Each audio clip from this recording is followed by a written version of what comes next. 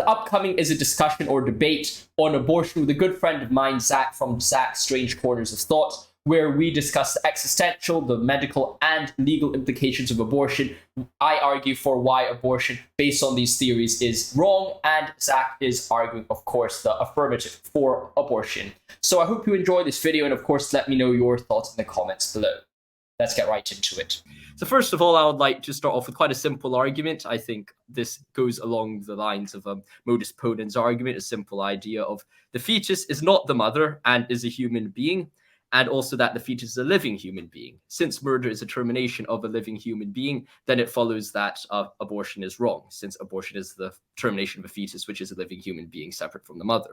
So in support of the first argument, I would argue that the fetus is not the mother and is a human. The reason for this is because the fetus has human DNA. The DNA is completely separate from the mother. The DNA has, if you looked at the genetic code of the fetus and you looked at the genetic code of the mother, you see those are two different people there. And furthermore, I would argue the reason why it's also separate from the mother is because I think it is not justified to say that just because something is within something or dependent on something, that the thing which is dependent on the other thing, A, which is dependent on B, is part of B. I would say that's merely a logical fallacy, just as someone who's connected to a hospital bed in life support to a wider hospital in which they're within is not part of the hospital in the same way that a lot of people would like to claim that the fetus is part of the mother, and as a result, the mother should have a choice to do what she wants with her body. And as a result, from these two reasons, I'll say the fetus is not part of the mother and is a human being. Now, the second reason why I would argue the fetus is a living human being is that it carries out, or has at least the potential to carry out, the 7 life processes, which is movement, reproduction, sensitivity, growth, respiration, excretion, and nutrition.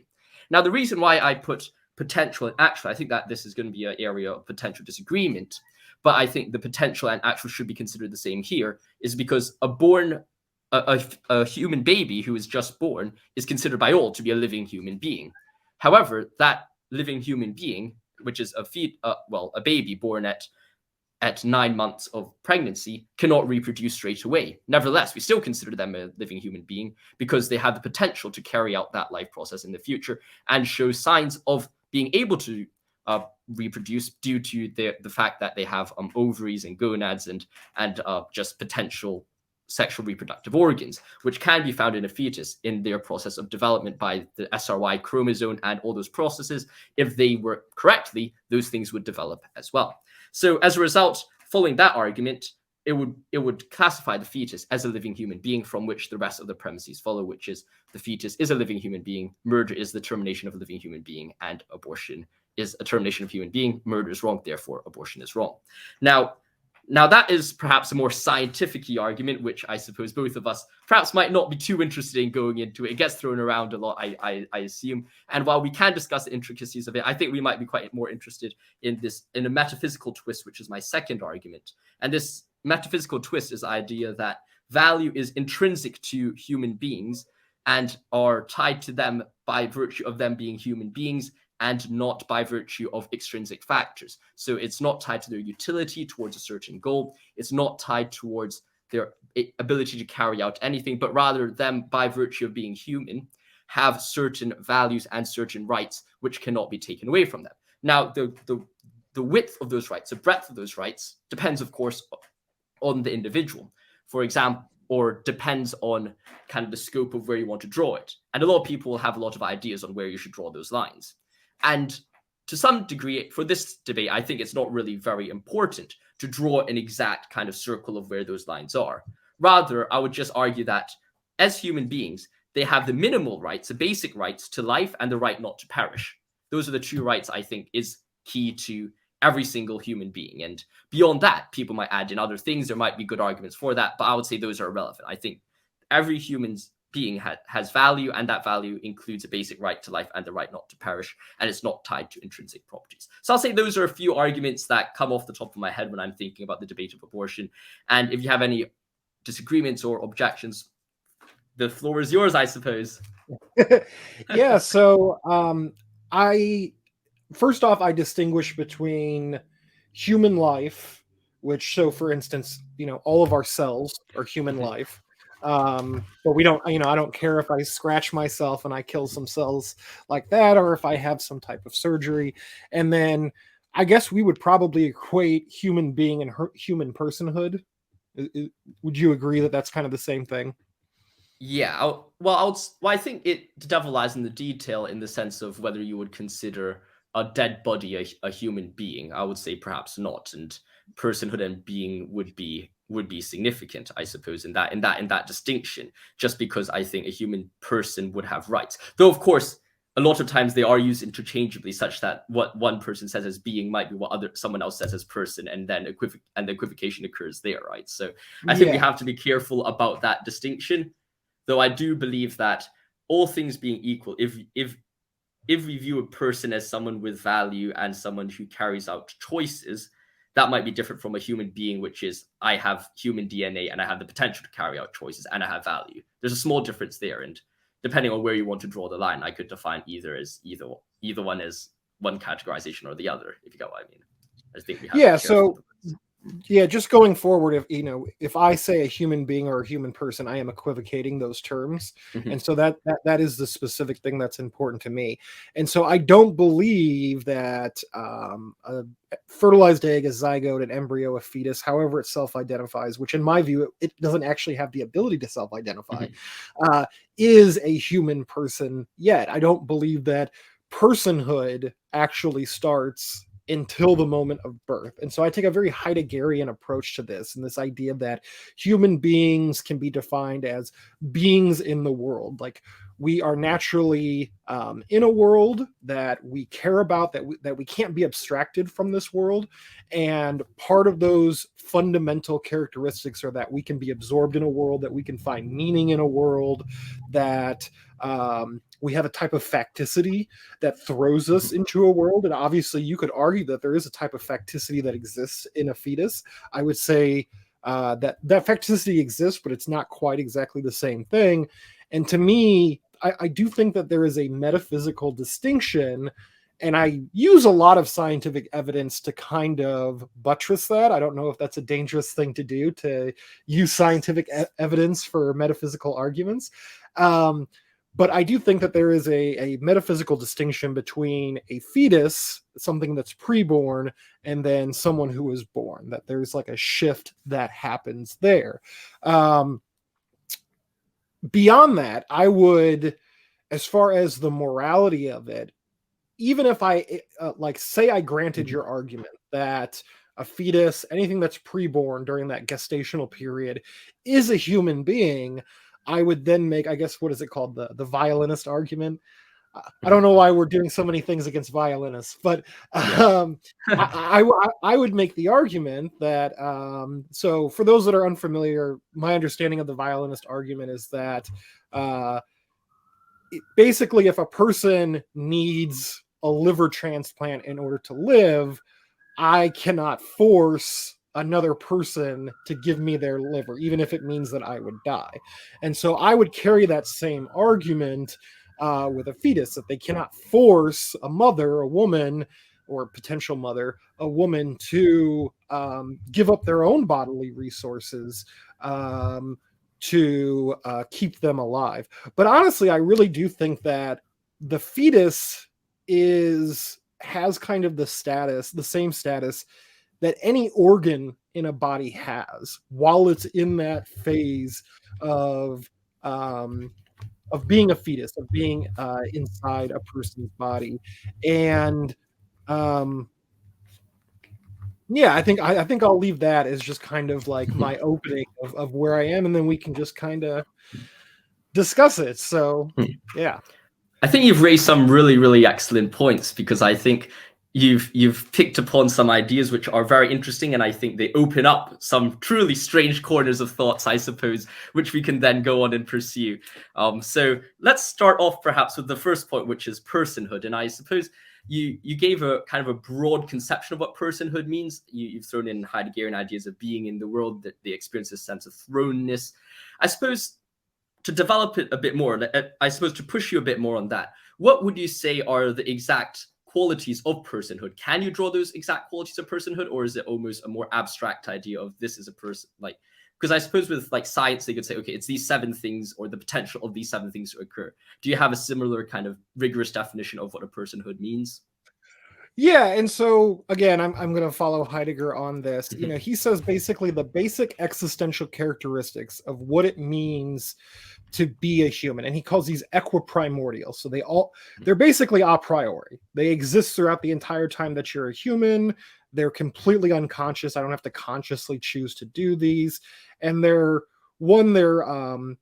kind of your disposedness is one way of translating this German word Befindlichkeit. It's also literally the state in which you were found, and temporally it refers to your past. So that's the thrownness part, that you always have a kind of history and that it's being thrown into like a present world.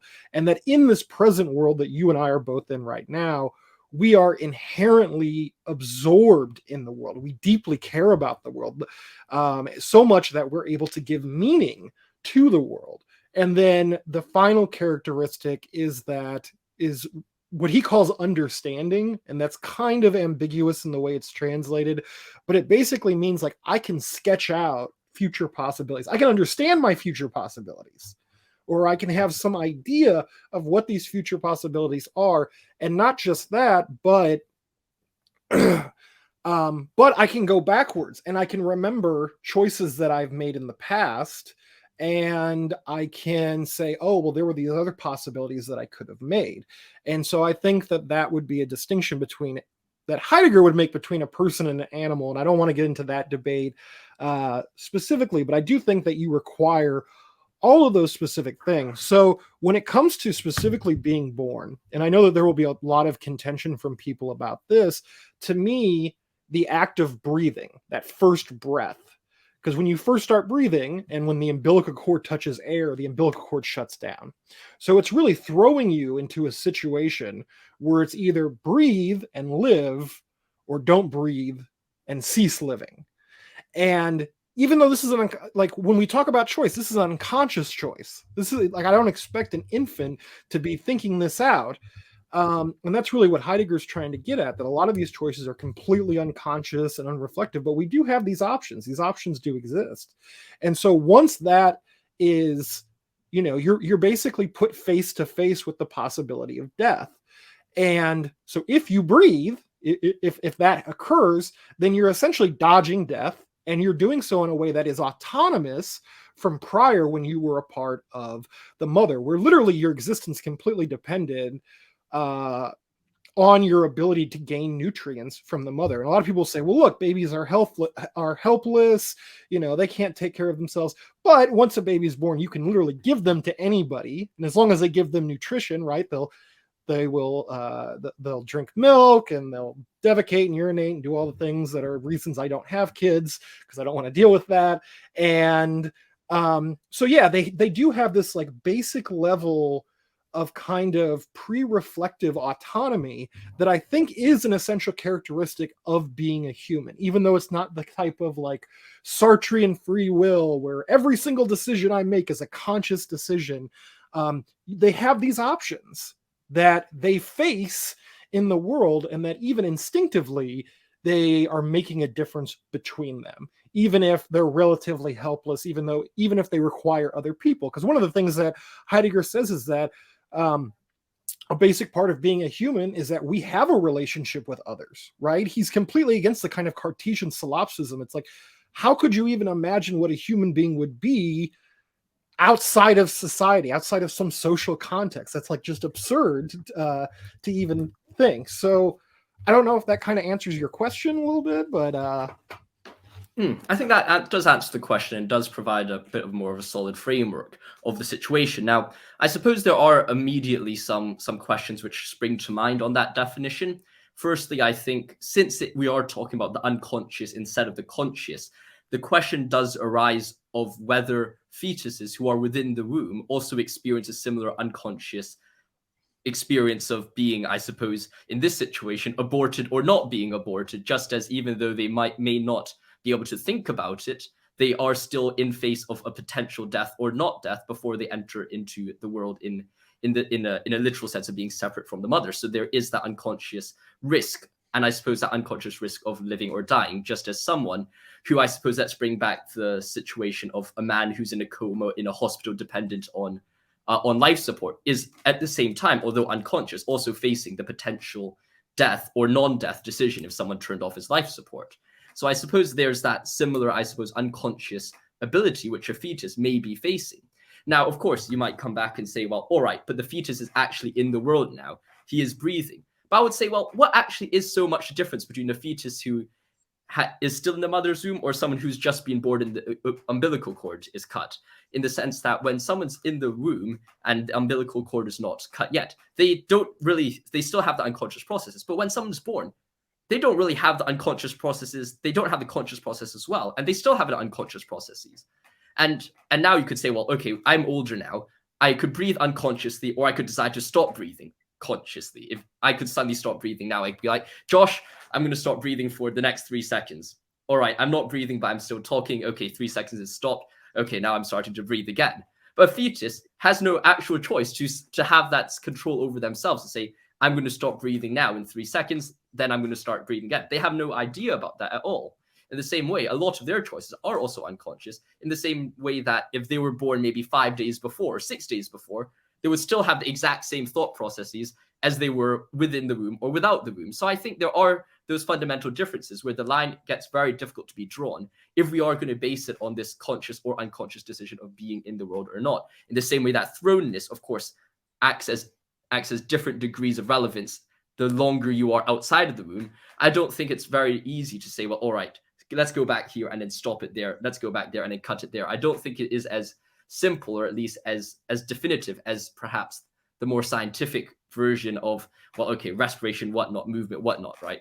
Though, of course, by nature of raising Heidegger, by nature of raising this existential landscape, I'm not saying let's demand the exact same rigorousness that we can have from science. I'm not really demanding that.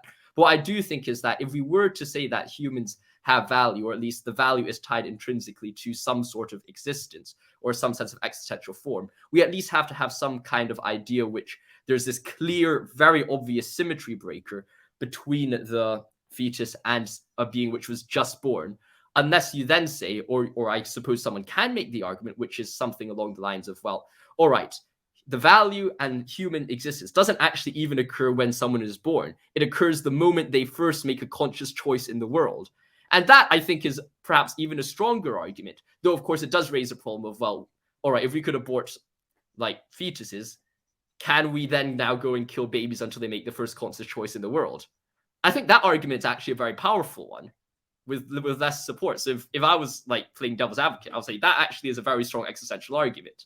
But, of course, does the baggage beyond that hold? Do you have any thoughts about what I've just said? So I do want to come back to that argument about infanticide, because there are people with more extreme positions than I do that try and make a philosophical justification. And I want to explain why I think that's wrong. But let's come back to that, and let's come back to the case of someone in a coma.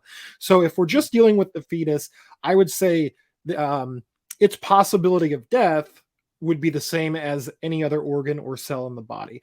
Now, there's another answer that I have to this that's then going to start relying on science, on certain scientific facts that we know.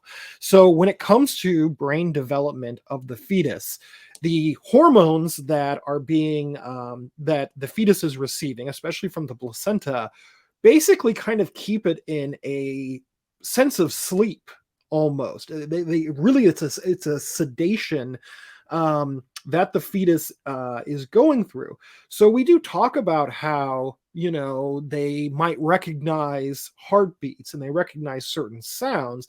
And at that point, I would say that that's a sedimentation process that's building up on the brain. But the brain is functioning in a fundamentally different way than once you were born. And the evidence that we have for this is babies that are born, you know, very premature, prior to when the brain is fully developed. Their brain, despite not being fully developed, will automatically switch on in the same way that someone that's born at 9 months, that their brain would switch on and make a fundamental shift. The problem is that their brain structures just aren't there. And so that's what ends up causing a lot of mental disabilities and problems that can come about with being born premature. So I do think that at least the science shows that there are these kind of like significant shifts that happen prior to being born, that it's really behaving in a different way, to where the fetus really isn't absorbed in the womb in the same way that even a newborn is, just because of the different ways that the brain is functioning. I would also point out that we know, for instance, that the cells of a fetus, the mitochondria in all the cells of a fetus, function differently while it's in the womb than when it's born. So as soon as a baby is born, the mitochondria become significantly more active than they were previous. So again, this is me relying on certain scientific facts to buttress my metaphysical arguments, and that may be philosophically problematic, but I'm still going to use them anyway. Mm-hmm. So that's kind of what I would respond to the question: is there really a significant distinction between pre-birth and birth? And that's why I keep going back to, like, this is the strong delineation between when you start seeing this thing that is actually achieving this kind of personhood, this kind of human, because they are actively, once they're born, in a way that they're not while in the womb, being engaged in their world and starting to kind of develop these very primitive understandings of what's around. So yeah, I think that's how I would respond to that. I don't know if that's convincing at all, or if that answers the questions that you had, but I think it does raise an interesting point. I don't think we'll touch too much upon how science kind of matches onto metaphysics, but I do think what it does raise is that there is a certain change when someone enters the world. I would happily grant that. However, I think when you're trying to implant that, or at least kind of transpose it into a metaphysical or existential landscape, what you then reach is that that's not exactly the only way of viewing existentialism.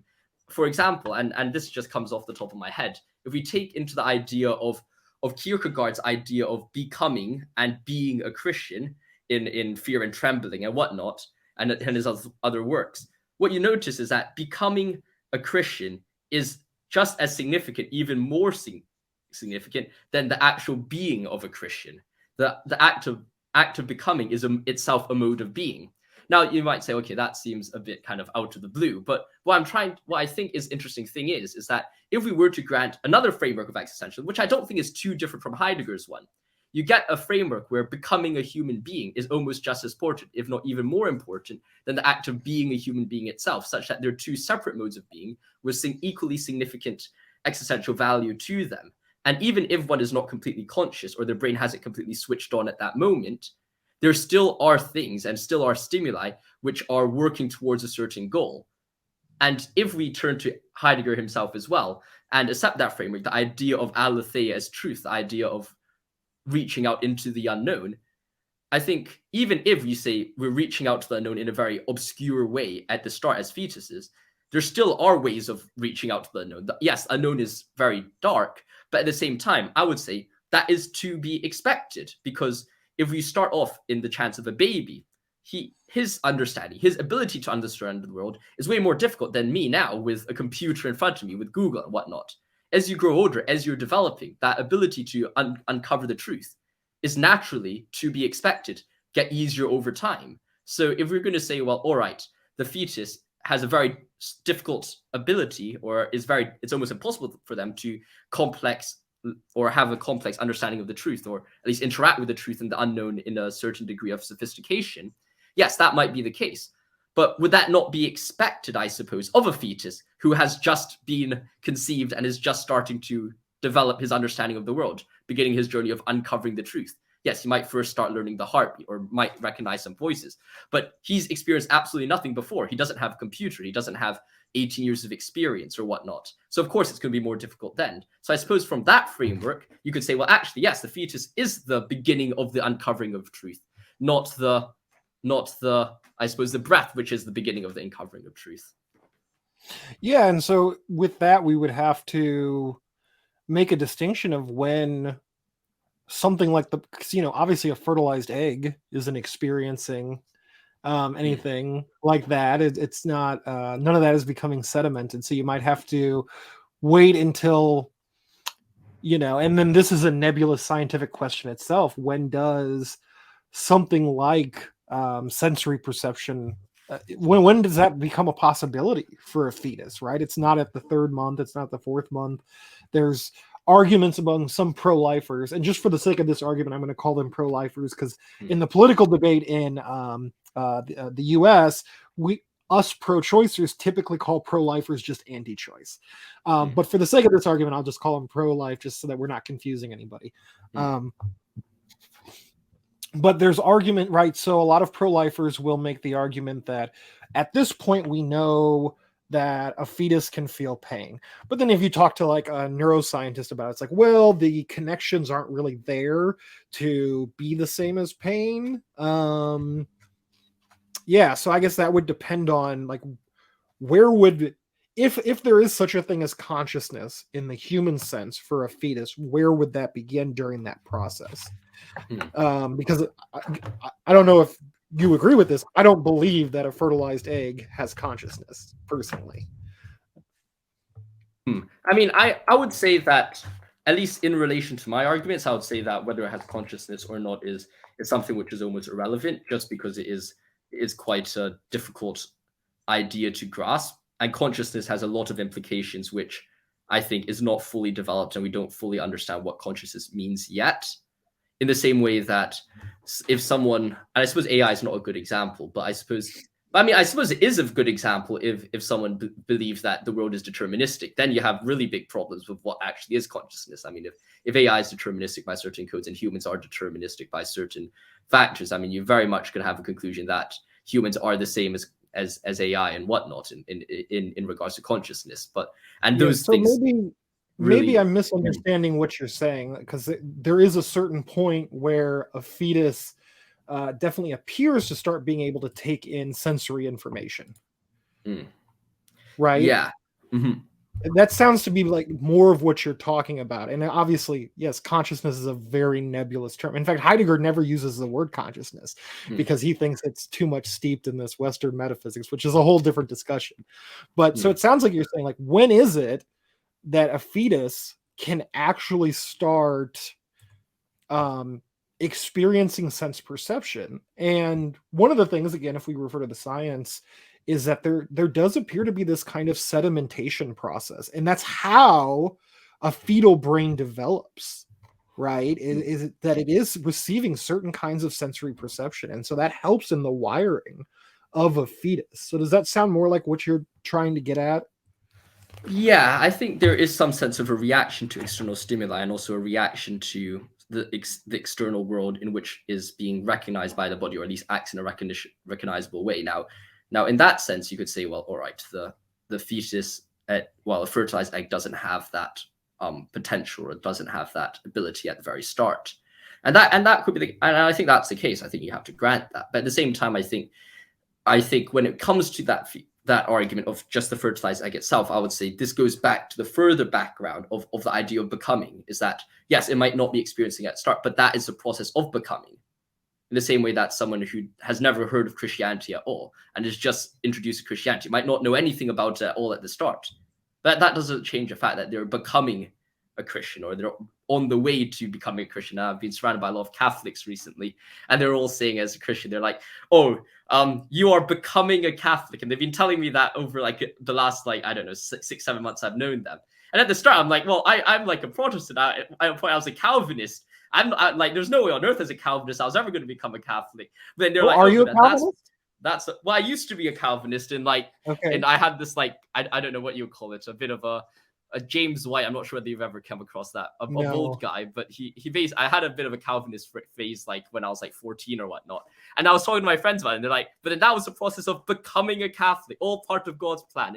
And you know, like, it's these things where you're like, dependent on where you're putting your framework, dependent on where you're lining it up, I would not see any argument where we can draw a line. Apologies, that's my rice cooker. But it is just, I can't see where we could draw a line definitively to say, well, all right, that is not a stage of becoming, or that is a becoming, just in the same way that I think there will always be a small kind of conflict between what do we define by personhood. And I suppose what that leads to as well, I think it's very difficult for us to say, well, definitively, is abortion right at this stage or at that stage? Because no matter where you draw the line, there's always going to be problems about it. And well, what's the reasonable solution? I suppose that goes to the pragmatic side of the debate, which is, I suppose, something slightly different as well. But I was wondering what thoughts you have on that so far. Well, so I guess my question is, like, so for me, metaphysically or ontologically, I am very close to like what Nietzsche or Deleuze would be,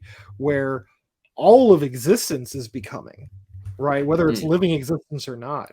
So then my question for you is that, do you believe that qualitatively there's the becoming of a human is different than the becoming of, like, you know, the rest of totality, right? That exists. Is it just the same process, or is it a fundamentally different type of process? Because that's kind of what I'm hearing, but then I would go back and say, well, all of reality is constantly becoming, right? So I don't know.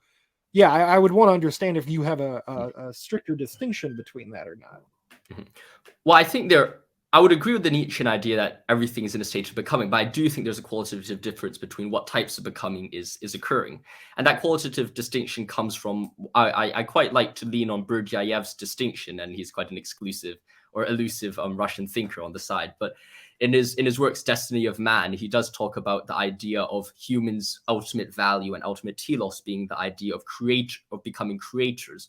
And I quite like the idea because what separates humans from at least the recognizable world around us is that we have the ability to create, at least in some sense, a minimized illustration of the creatio ex nihilo of God. And as a result, by creating, that is the ultimate value and the ultimate good of human life and human existence.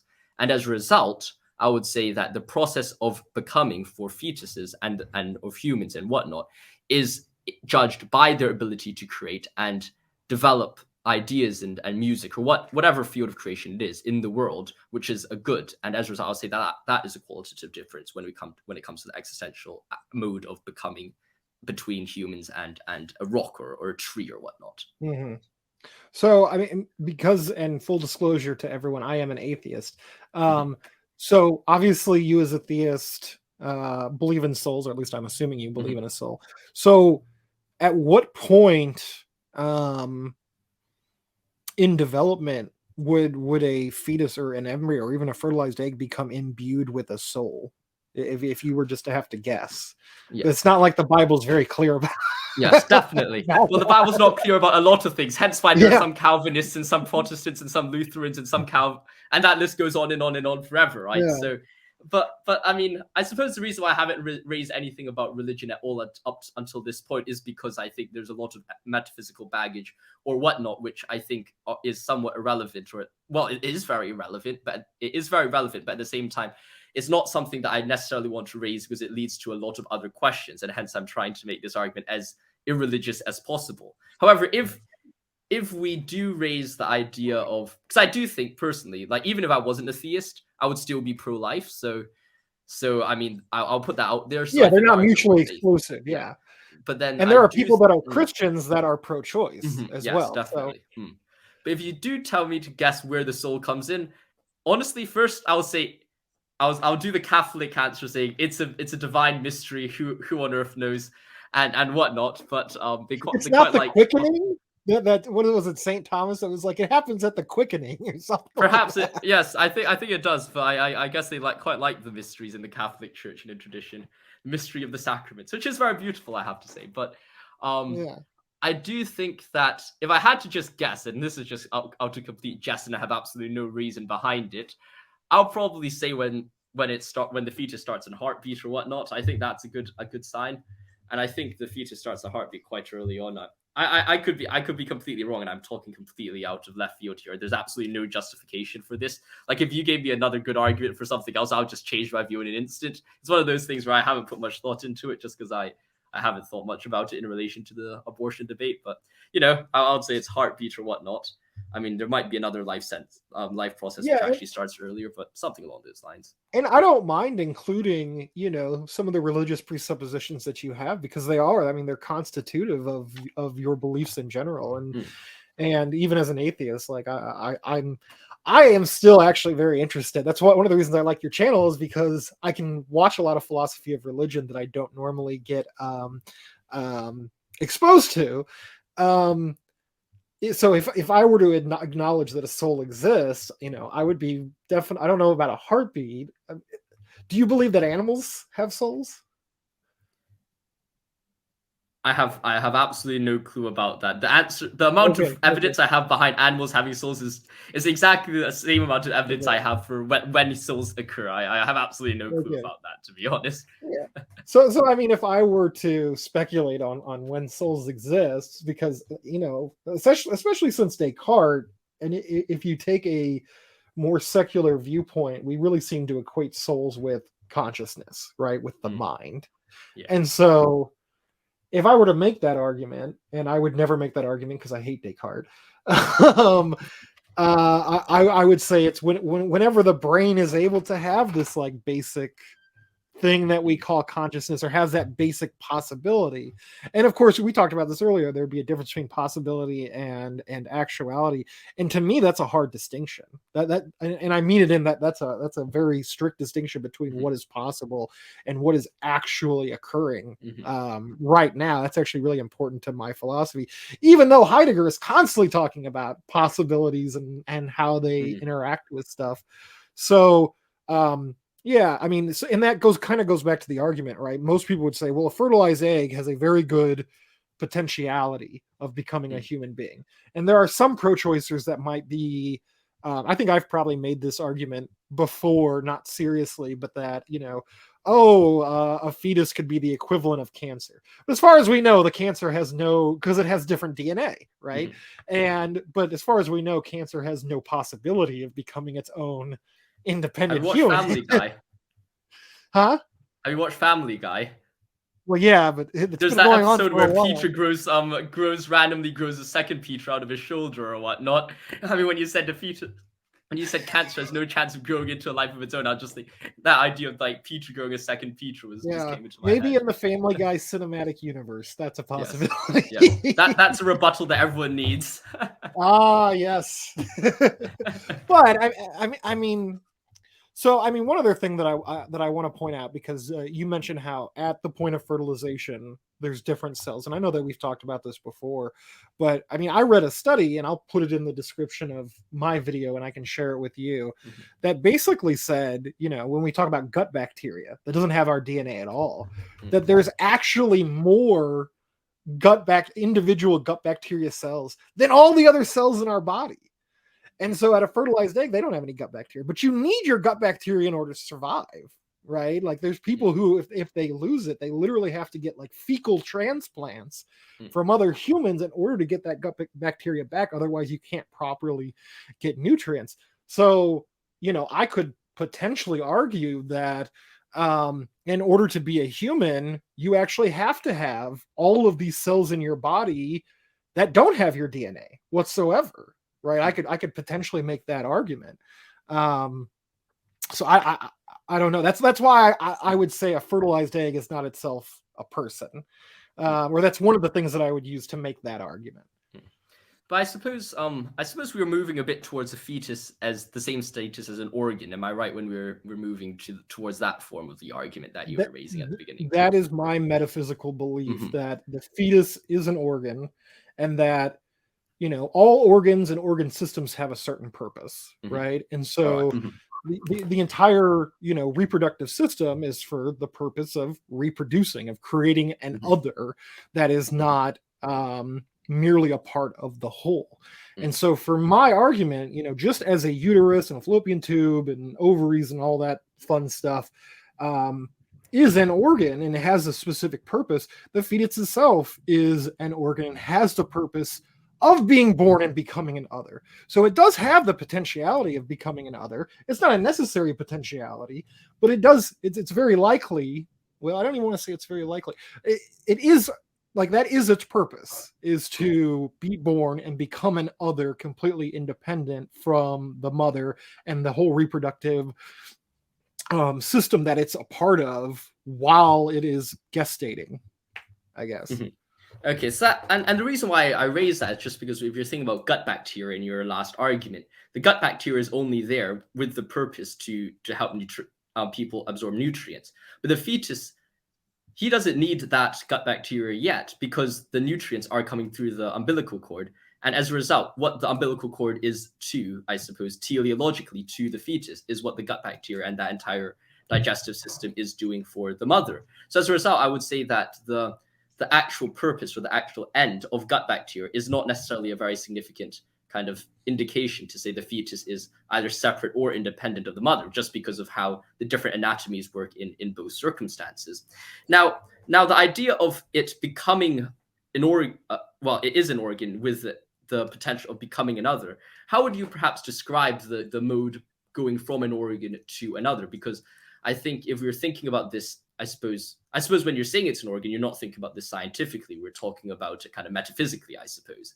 Would you say that it is an organ in the sense of that it serves a purpose? But then how does the purpose go from being part of an organ, a tool to achieve a certain end, to becoming the end itself? Surely, if it was the tool to achieve the end, it would be separate from the end. But in some sense, you have the idea of the organ of the fetus just developing in a linear sense, and then it continues its way into personhood. So I don't necessarily view it as I'm not so sure, even if you're just looking at it metaphysically and not scientifically, I'm not so sure whether we can truly classify it as purely an organ and nothing else, just because of how interconnected the stages are in between its organ status and a person status.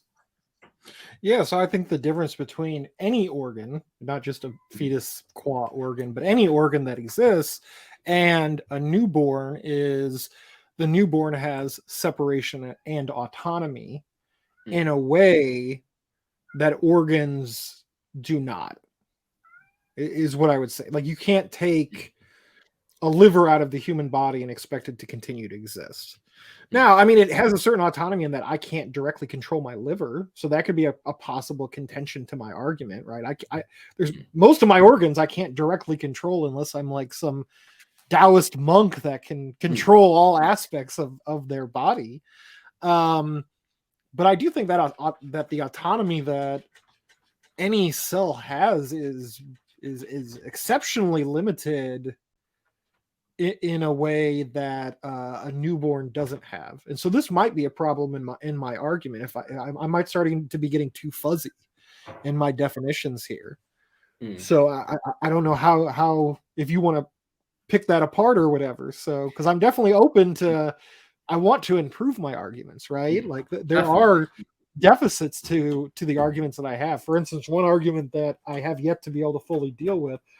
No, one of the arguments that's still a problem for me is like Siamese twins, right? Where you essentially have two minds in one body. It's like, where's the autonomy in that? Who has proper autonomy? Can one part of the Siamese twin force the other one? So that's something that I have yet to be able to. That I think that's a flaw in my argument that I still have to fully reckon with.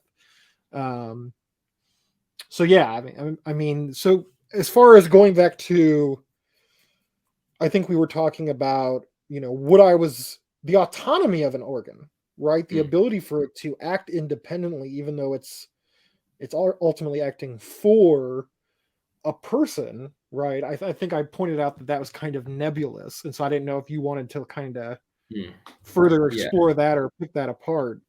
So I think when you're thinking about the organ, at least, I think there's a few different, I suppose, paths that one can go. I mean, first of all, I think you've raised a few of those objections quite well yourself, is that in some sense, an organ is working towards something for the host that has the organ, whereas a fetus does not necessarily work towards anything for the host, but rather works towards itself. It's almost the host is working for the fetus in some way, in the same way that, in the sense that it provides the fetus nutrients, but the fetus doesn't necessarily sustain the life of the mother. Like the existence of the fetus, well, the life of the mother isn't dependent at all on the life of the fetus. And as a result, the fetus kind of could go its own way in the future. Am I making myself not clear? Well, the mother and its body, and even like a biological imperative, wants to reproduce. Yes, but then it does not need the fetus to survive, though. Like in the same way that someone the liver works to help the host survive. The digestive system has clear benefits directly towards the host. The fetus does not have a clear benefit towards the host in the same way that the digestive tract does or the liver does. The fetus kind of just exists within that pocket of the reproductive system and then goes off and does its own thing afterwards. In the same way that, unlike the liver, if you took it out, it wouldn't go do the same thing up, like do its own thing afterwards. The fetus would exit the mother and then do its own thing afterwards. So I think there is like some differences there between the status of the fetus and the status of an organ. So I'm not sure how much you could draw them together. Yeah, so I mean, I think, because if we look at, what are the fundamental characteristics of a biological organism, reproduction is one of them, though it doesn't necessarily benefit the actual reproducer, but it does benefit the species. So there's almost, there's kind of a meta telos there. I don't know if that's even the right word to describe it, but there is kind of a meta telos there.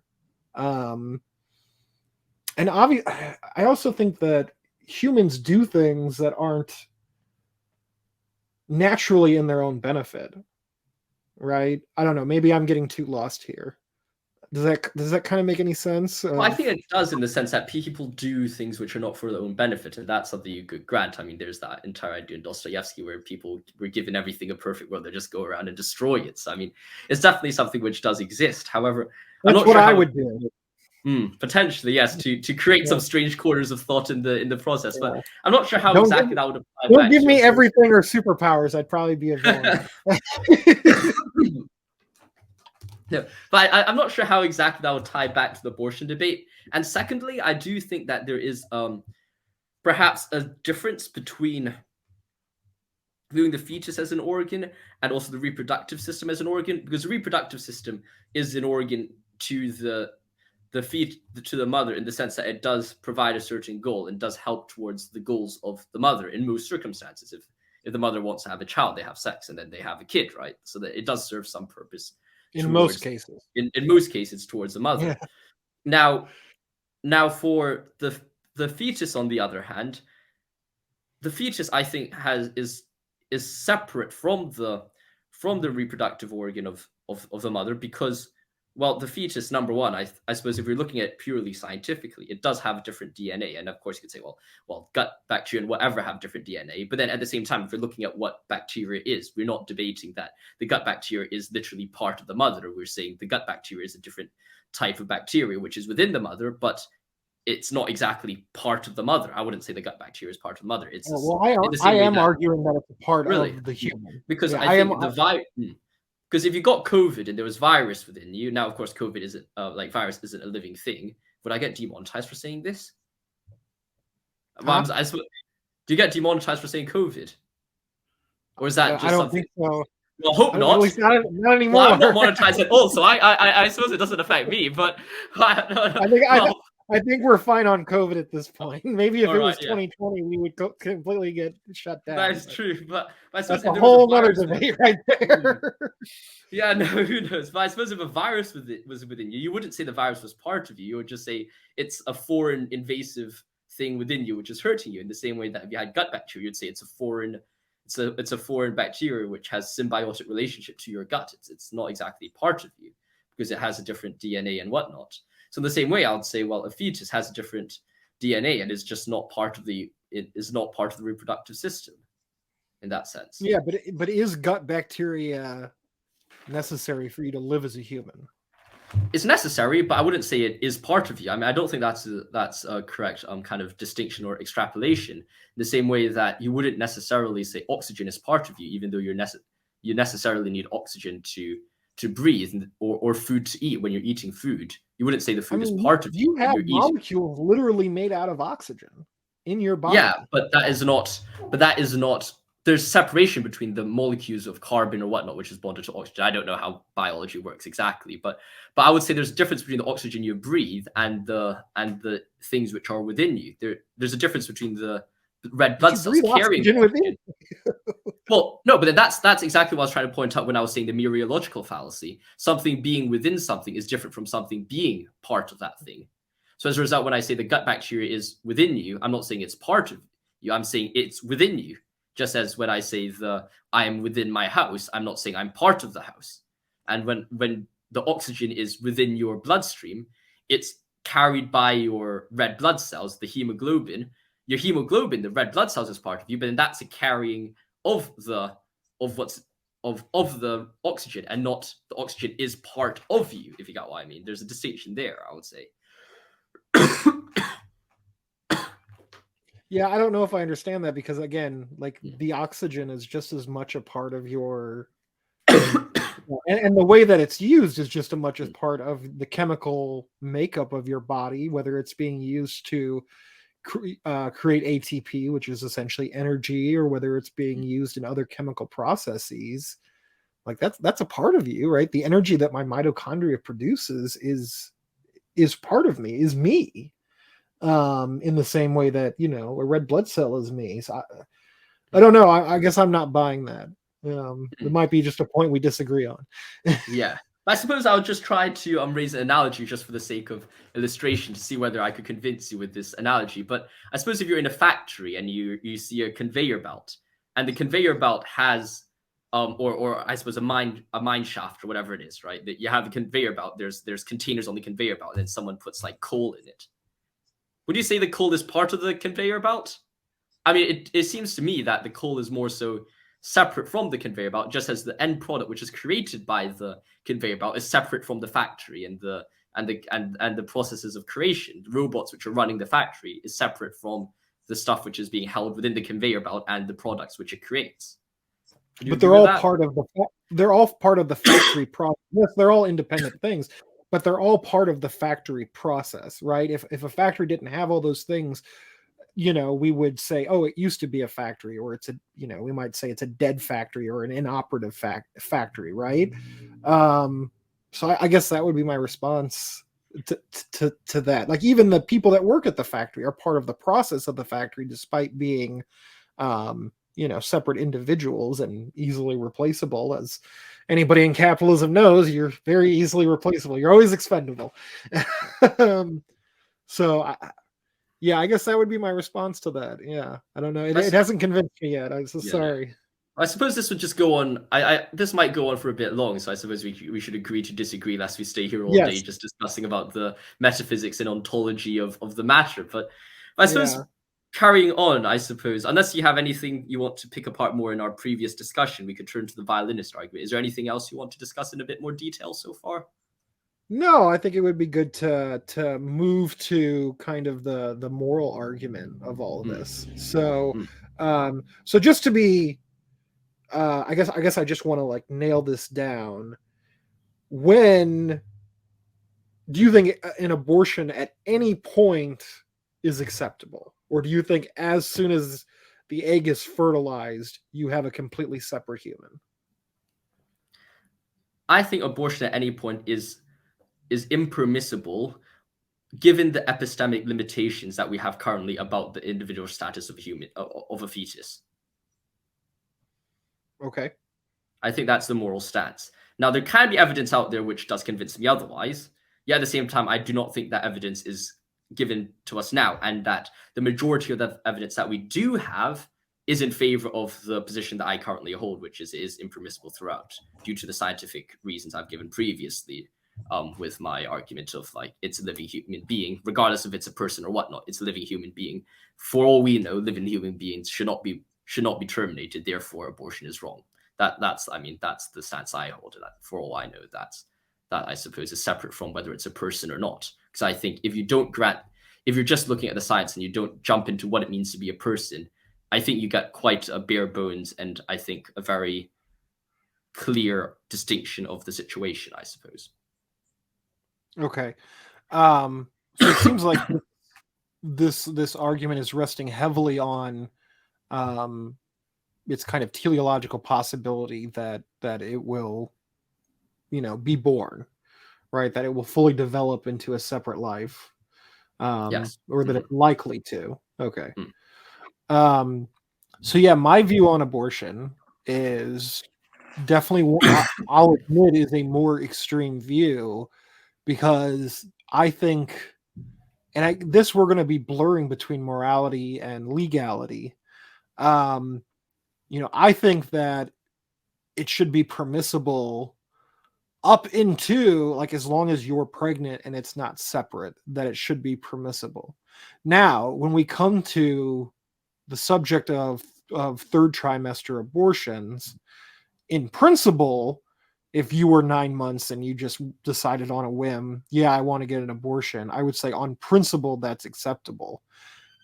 In reality, the only people that ever get third trimester abortions are for one of three reasons. Either it's the life of the mother, the fetus is non-viable, or it's already stillborn, or there's like a severe fetal deformity. So Tay-Sachs disease comes to mind. And for people who are unfamiliar with Tay-Sachs disease, it's a disease that is comic to ethnic Jews, and it basically causes fats deposits to grow inside of the brain, and you can be born and live a couple years on Tay-Sachs, but you would, all the science kind of says that you're in agonizing pain the whole time.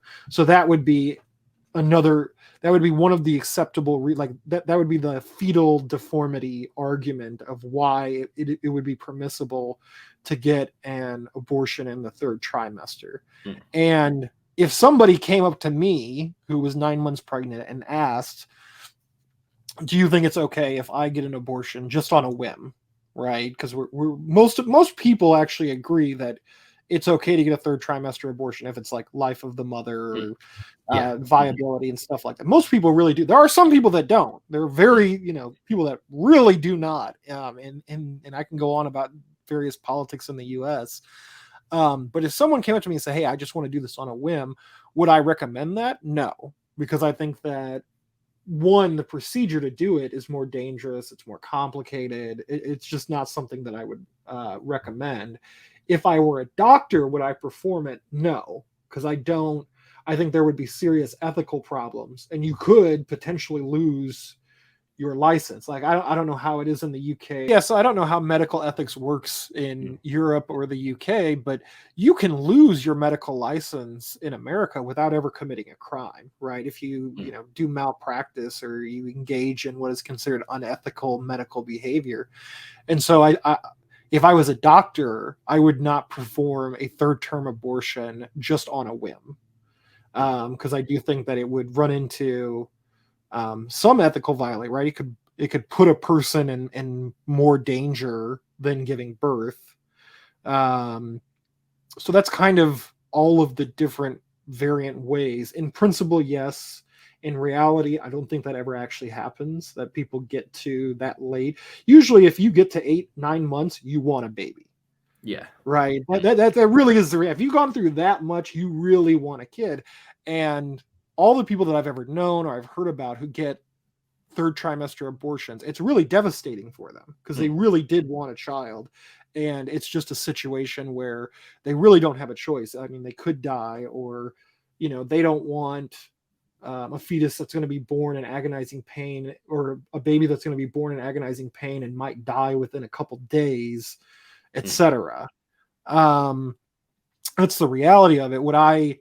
In my own morals, would I recommend somebody do it on a whim? No. And if I was a doctor, would I perform it on a whim? No. So that's kind of how I would answer all of those different questions about when abortion should be done. But legally, I do not think the government should prohibit a person's bodily autonomy, because that's really what it comes down to me. I believe that you should have absolute sovereignty over your body, and I don't believe the government should have any restrictions on your bodily sovereignty. Now, that doesn't mean the government can't say, well, we have to have certain medical precautions, right? We want our hospitals to have certain standards that they can't skimp just because they want to make a profit. So I kind of agree with that. But in the United States, that is often used by pro-life groups on abortion clinics, some of which, mainly do first trimester abortions, which can either be done medically, right? You can just give someone a pill and it occurs. And there's also, very unrisky surgical things that they could do. And what we found in the United States among pro-life groups is that they will burden abortion clinics with medical requirements that are not necessary, right? They might, like they might make a requirement that's like, you have to have a hallway a certain size, and it's completely arbitrary. It has nothing to do with the actual safety of it. So in that sense, I could see, I've seen how the government has abused its ability to regulate medical processes and make sure that medicine is safe in order to do that. So that's something that I would oppose. But I do think that the state has, they do have a certain obligation to make sure that health facilities, beyond the own health facilities' ethical obligations, are being as safe as possible in that sense. But there's also, as I've seen in America, the United States, it's abused a lot for very specific political reasons, even though there's not a medical necessity for that. Yes. Well, I suppose America is, I dare say, almost synonymous with politics, political powers being abused for whatever purposes, which may so happen, I dare say. But there's two questions I have here, just given what you've just said. On one hand, I have the question of, well, what's the reason for you to think, at least medically or from a medical ethics perspective, of third month trimester children being ethically, well, you shouldn't do it on a whim, in so much as, I suppose, of course, this ties back a bit into the metaphysical argument we had previously. They haven't had their first breath of the world yet. So I suppose, at least from that perspective, I'm not exactly sure what the symmetry breaker is between the two perspectives. That's one question I have. And on the second question, or the second point I have, I completely agree with you that the state's goal and the state's purpose is to protect people's choices and bodily autonomy to the greatest degree. I completely agree with that. What I do think at the same time is, however, that from the arguments I've given previously, I do not think the fetus is part of the human's body, the mother's body. I simply deny the fact that when someone says one should have bodily autonomy, that the fetus is part of that bodily autonomy. I do not think that that's the case. And of course, that will tie into potential discussions about the violinist argument, and we can talk about that later.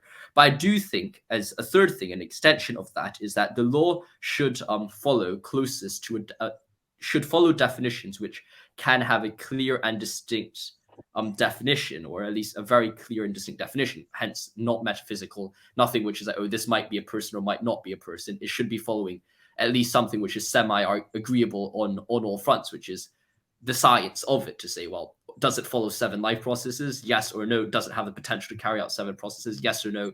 I think those are clear arguments that can be raised. And if you follow each of those questions to the fullest extent, I think you do come to the conclusion that a fetus is a living human being, and that the law should protect that. And that is ultimately why I say, that's why I quite like the first argument that I gave, is less so about its metaphysical implications. Of course, there are metaphysical implications which I think are important, but I do think it is at least clear enough to say, well, all right, there might be further distinctions and categorizations of it, but at least from the broadest extent, these are pretty simple premises that can be followed and tested quite clearly. And I think from a pragmatic perspective as well, that is what the law should follow, I think. What's your thoughts? Yeah, real quick, I would just say that any of these medical, ethical, and moral, to me, they all are grounded on unsaid metaphysical principles.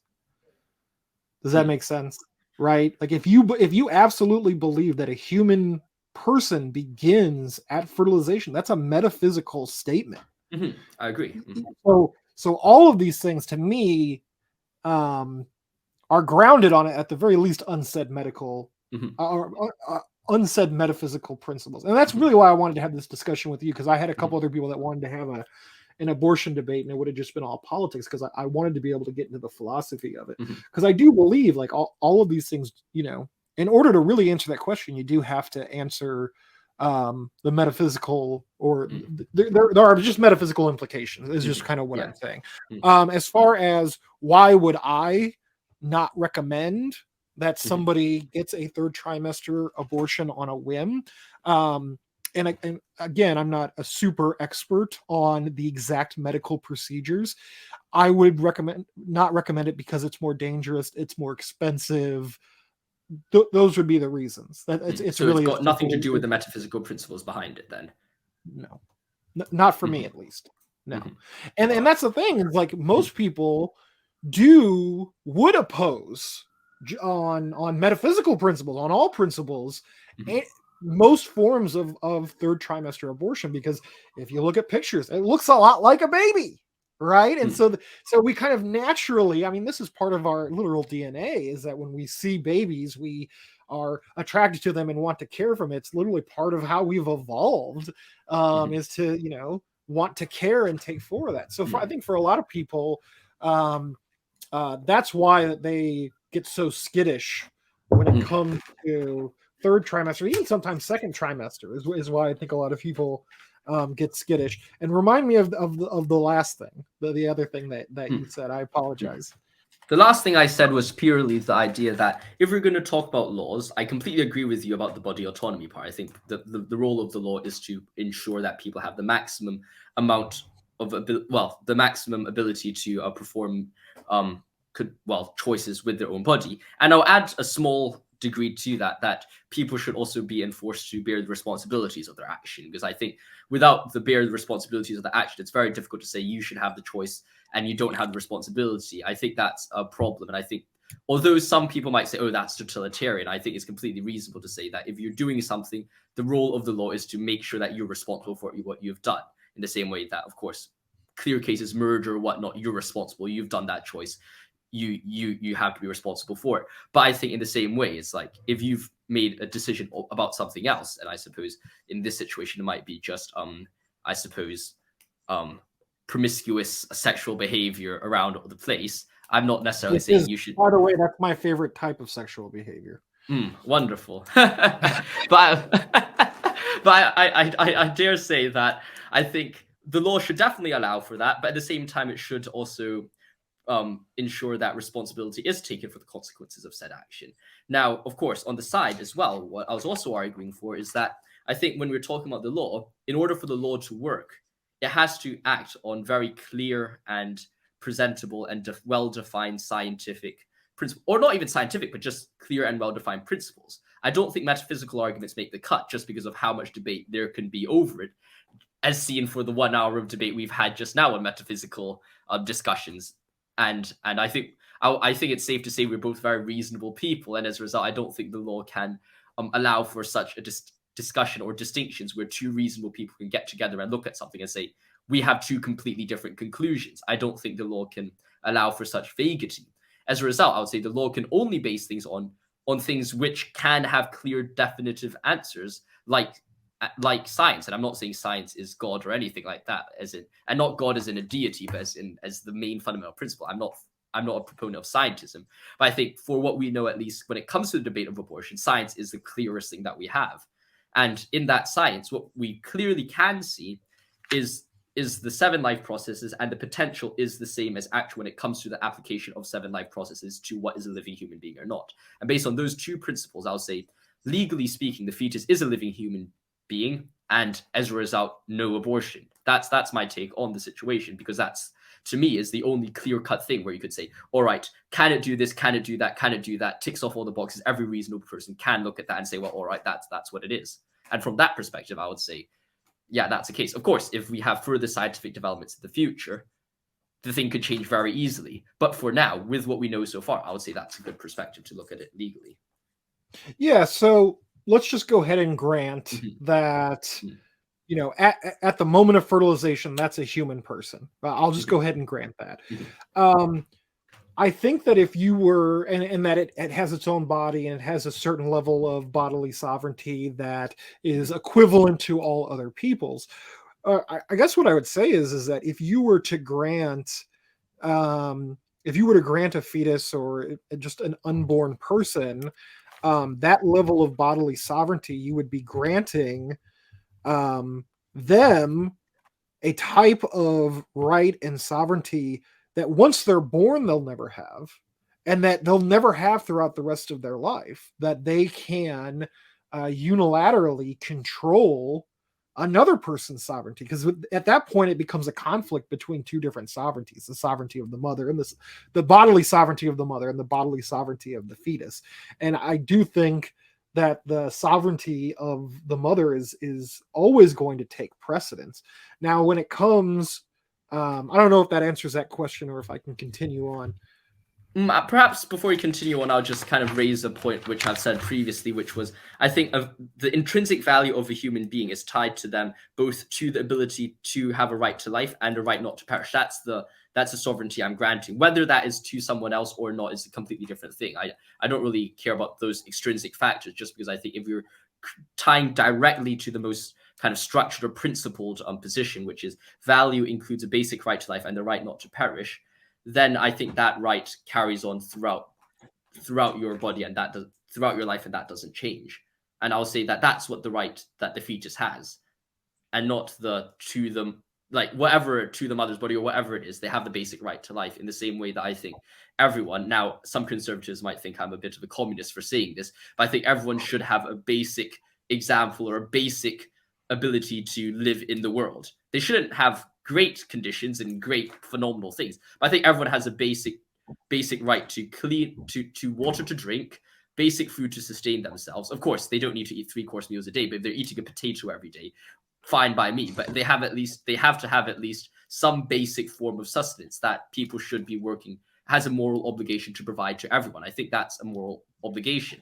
So as a result, I think from my perspective, at least under my work, I think there's a completely consistent view to say that everyone has a basic right to life, regardless of external factors. And that's just kind of the framework that I'm trying to present here. So if you've been enjoying this video so far, I'd like to ask you to like and subscribe. It really means a lot to me and it really helps the channel grow. If you want to support this channel financially as well, then go check out my Patreon. The link is in the description below. You can access a lot of exclusive benefits over there. So definitely go check it out after this video. Stay safe. Let's carry on with the video. Again, like you would be granting them a right that they will never have ever again, I guess. Or I don't know. Repeat that because I got distracted. So I suppose okay. So in response to the right that they'll never have again, I would say, do you believe that people have a right to public health care, like basic public health care? Yes, absolutely. What's supporting public health care? I would say taxpayers' money is supporting public health care. Mm-hmm. But then, so they are using what someone else owned in the past and what someone else earned in the past to support their life. Would you not say that's a very similar situation if you consider that we own our money? I don't equivocate bodily sovereignty with property sovereignty. Well, I think they are. But would you not say that one's right over one's property is the same over one's right over their body? Would you disagree with that? No. On what Because I believe you have an absolute right over your body. You don't necessarily have an absolute right over your property. Okay. So that, I suppose that might make a distinction, but I would say, well, your right over your body goes as so much as you have right over your body and not over what is not part of your body, which I argue the fetus is not part of the mother's body, which is where the distinction probably arises later on. But I would say, well, and tying it to the violinist analogy, I would say, if that is a good analogy, I think it's a false. I think it's not a good analogy, just because I think the way in which a fetus comes about is very different from the way in which a violinist wakes up and finds someone strapped to someone in a chair. I would say I don't think it's a very good analogy, and I don't really think there's any other analogy which could be raised, which is exactly the same as someone having a child or not even to use a child, but getting pregnant, right? I don't think there's any direct analogy there, but even then I would not go so far to grant that the mother has the right to terminate the fetus just because the fetus is causing an inconvenience or has problems in the future. I think that's a completely separate discussion. Yeah, I understand that. Mm-hmm. I mean, it's not just that it's an inconvenience, it's that if you were to compare the procedure of an abortion to giving birth, we know for a fact that giving birth is medically more dangerous than having an abortion. Mm. And so to me, if a woman wants to say, look, I don't want to take the risk of giving birth, no matter how low it is, because it could potentially, I mean, this isn't the case probably in the case of the UK or places that have socialized Medicare, but we have, or socialized medicine. But in the US, I mean, we still have very high maternal mortality rates, especially among Black women. They just it's like, it's insane. And so I think even if you argue it's like you made the gamble to have sex and to get pregnant, I mean, I would argue it's not a necessary consequence that you are going to get pregnant. It is a possibility.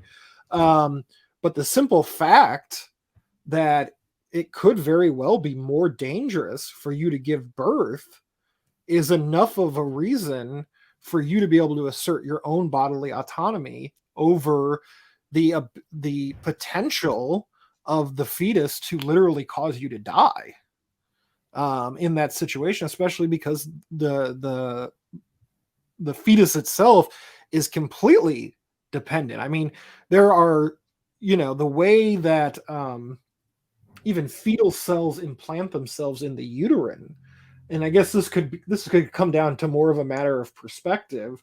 You could say that it's literally, it's like an invasive thing inside of the uterine wall, and that there is this kind of back and forth challenge between these two bodies.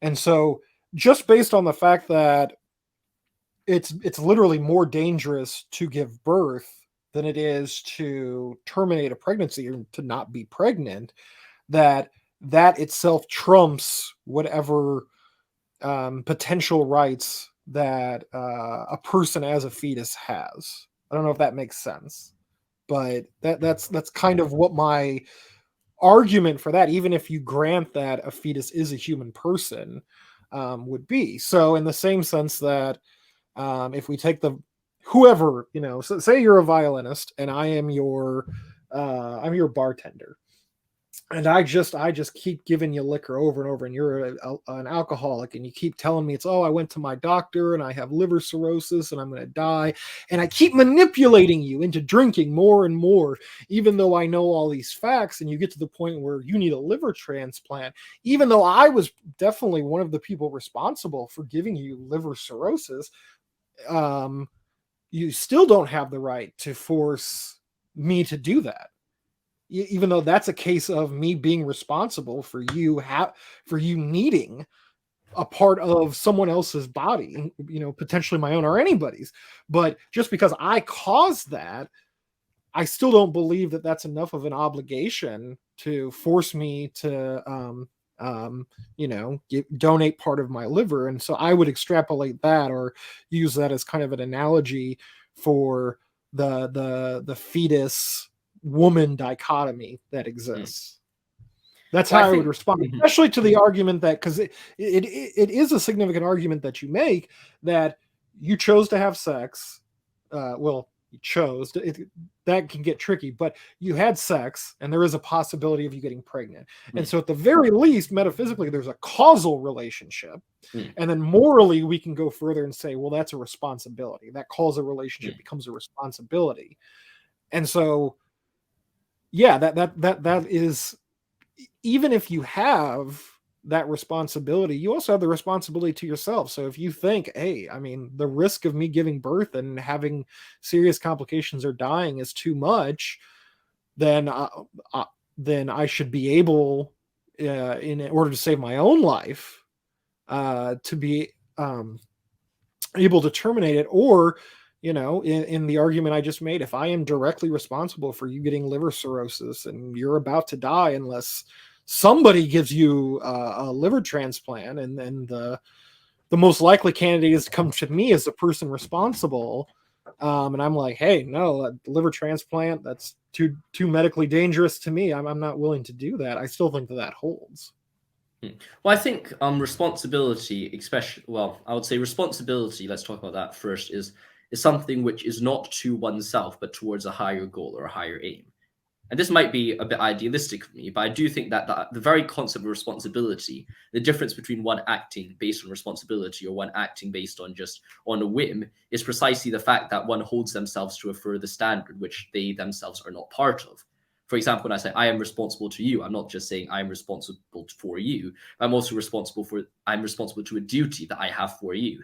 So there's a further extrinsic property within the idea of responsibility. Because if it was just tied to myself, then, well, there's nothing much holding responsibility to be held. And that's why I think the law should uphold responsibility. It's because without a law, there is no practical way for people to be held responsible for what they do. In the same way, I think responsibility metaphysically requires a further thing to hold one to what they've been responsible for.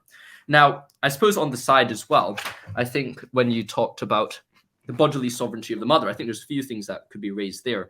Firstly, I do not think that the death of the potential death is something which is a sufficient reason to change to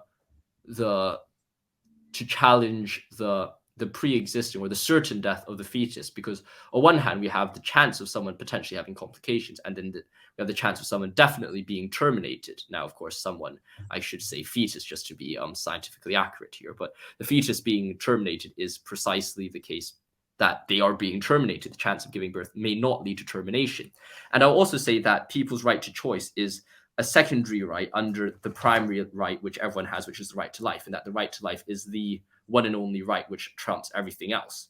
Hence why we can say people have the right to healthcare, basic healthcare and food and water, is because we respect the right to life as the fundamental right upon which people who are paying taxes, although even if they don't want the taxes to go to people's life-sustaining things, still have to pay the taxes to sustain people's lives, because we believe that people's rights is the fundamental right to life, is the fundamental right above everything else.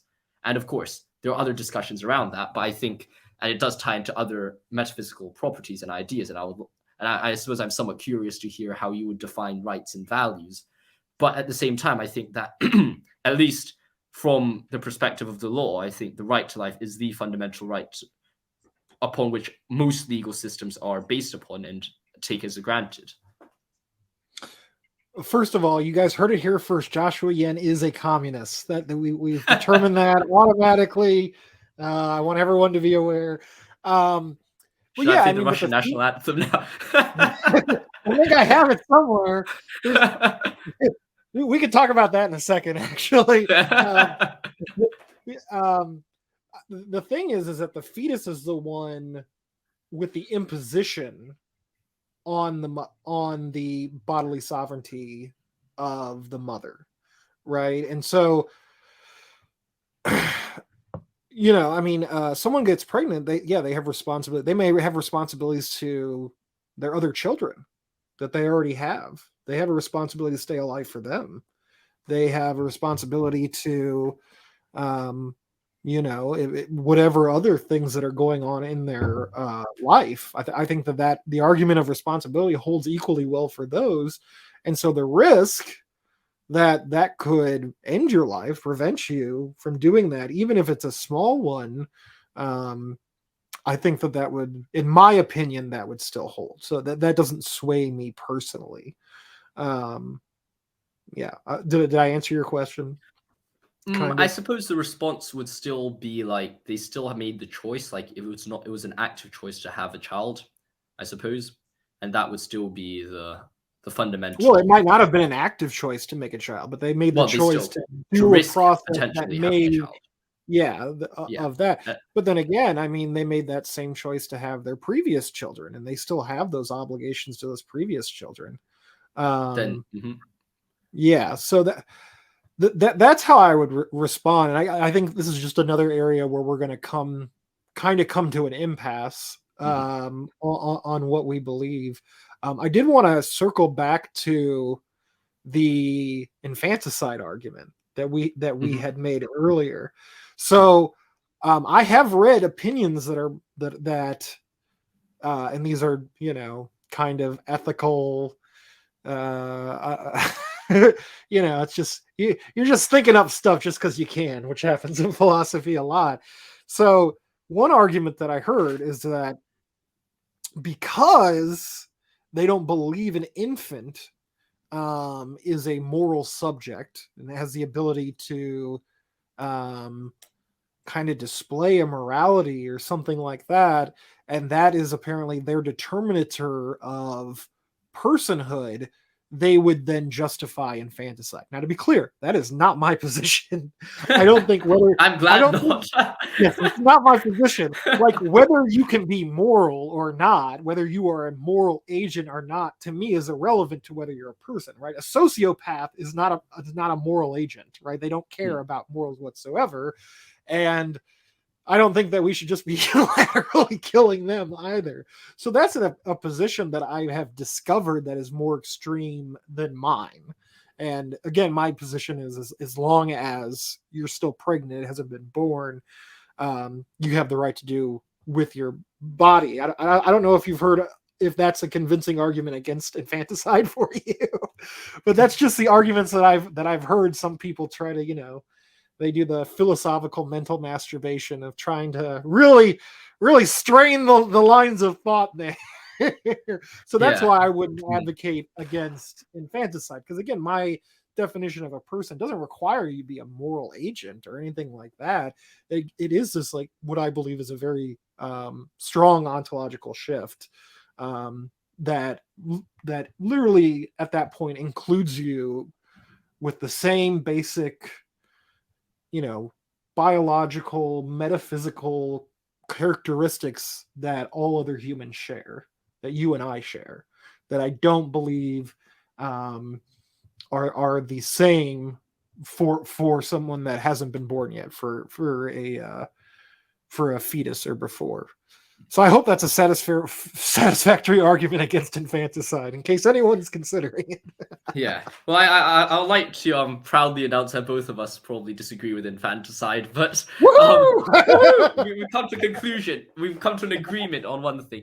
So I suppose it ties back to the idea previously. I'm just not so sure whether Heidegger would agree with the idea that if moral, with that distinction, I suppose on one sense of the moral agent distinction, and then also the idea of being thrown into the world, being a limited degree in fetuses, and then being a human being when they were born. I'm not sure whether Heidegger would agree with that kind of jump, I suppose. I mean, to me, it would seem that by virtue of entering into the world, they already become a moral agent, or in some sense, the process of becoming is precisely part of the uncovering of truth, the aletheia, which is precisely the moral act, which could potentially be seen in a Kierkegaardian way, to go back to conception, which is the act of becoming. So I suppose just the underlying framework of those thinkers may not all line up, I suppose, in the same way that I suppose, I'm not saying you are trying to categorize into born and then moral agent, but at least I'm not so sure whether they would agree or line up in that way. Do you get what I'm trying to say? Whenever you're talking about Heidegger, you should stay away from morality and ethics in general. Let's not talk about his past allegiances, but trust me, I love Heidegger, but if I had met him, I'm okay with punching Nazis. I might have punched him, even though I really like his philosophy. But to be clear, actually, and this is something I disagree with Heidegger on. Heidegger didn't know if children met this definition of being in the way. He didn't know if people who have severe mental disabilities meet this definition of what he's kind of trying to figure out. So that's something I disagree with him on. I'm extending his argument for like an adult person all the way to the moment of birth. So this is something I would disagree with him on. So you're right. That specifically wouldn't be in the literature. I don't think being a moral agent has anything to do with personhood in general. I mean, it's something that can come about from personhood. It definitely comes about from, Heidegger would talk about this. One of the fundamental characteristics of being human is what in German it's called Mitsein, or being with. And again, it's his argument against Descartes' solipsism, is that we are always already part of a group of people. We always already come from others. Like we were born because two other people got together and, either made a mistake or made a choice they wanted to make. So yeah, I guess that's my response to that. And so even Heidegger has questionable views on, when a person begins that I don't subscribe to.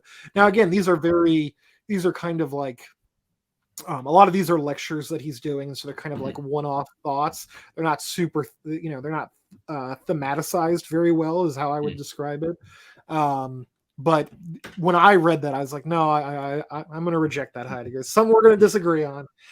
So I suppose that disagreement between you and Heidegger potentially illustrates perhaps how I'm approaching your distinction, I suppose, ontologically between the unborn fetus and the baby, I suppose, in the same way that I think it's somewhat potentially arbitrary of that distinction being drawn, and that while there are some distinctions, perhaps what I'll be trying to present, or at least what I was trying to present, is that the distinctions between a normal human being, or like human being, and someone who's suffering from mental illness or like in a coma or whatnot could just be seen as significant, or at least equally significant as the significant or the differences between humans, well, born babies, and the moment they were a fetus right before they were born. And I'll be like, well, that's also a difference, but it's not a significant difference enough to deny personhood, or at least to deny a sense of being in the world, I guess.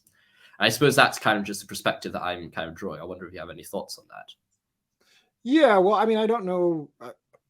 You saying this reminded me of the kind of coma argument that we put aside earlier, of what about a person that's, for all intensive purposes, like medically, they would be considered a vegetable and they're only alive because of technology.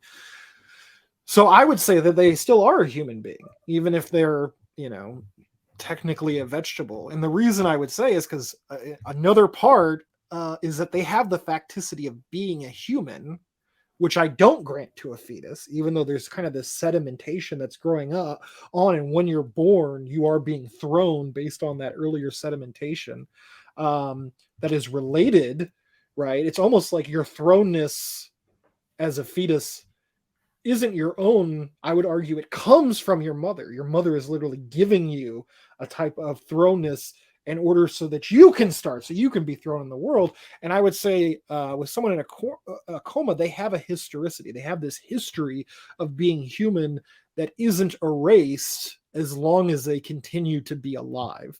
So I don't consider cadavers, right, human, like living human beings or human persons. That's a strong distinction. Like, yes, they're human cadavers. They have human cells, but a person to me has to be alive. So that is the discussion with Zach. I hope you enjoyed this video. Let me know your thoughts and comments in the description below. I'd love to hear your opinions about abortion as well there. If you agree or disagree with anything that both of us said, then of course let me know in the comments below, and I'd love to hear your thoughts there. Stay safe, my friends. See you soon. Thank you for watching, and goodbye. I'll see you next one.